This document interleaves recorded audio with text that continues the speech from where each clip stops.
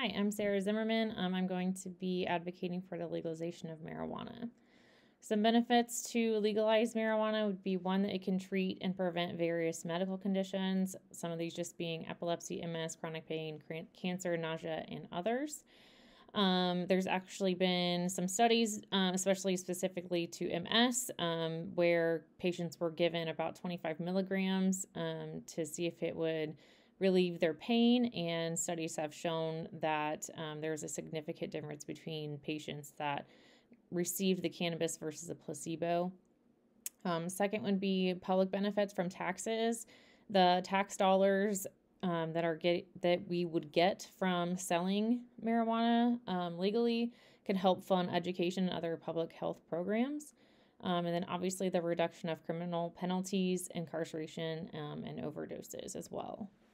So to implement legalizing this, I think we need to consider these 5 things. One being a legal age for purchase. My consideration would be 21 years old, same as with alcohol, and especially since we don't know how marijuana affects adolescents at this point.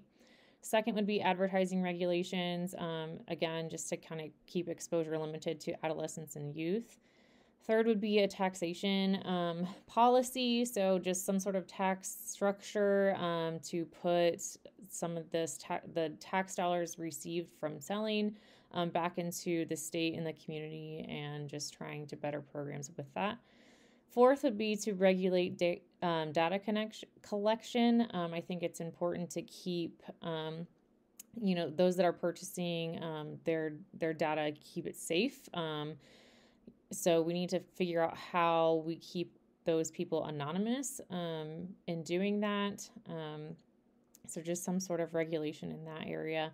And then the 5th part would be just to make sure that those that need marijuana for medicinal reasons have the right for reasonable access to those, and just make sure they don't have to jump over any kind of crazy hoops in order to get that.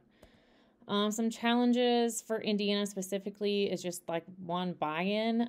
There's been a huge roadblock with this in Indiana. They've stood very firm in not considering it. So there'd have to be a huge overhaul and change in that area. Second would be to make sure that everyone, that's on board can be to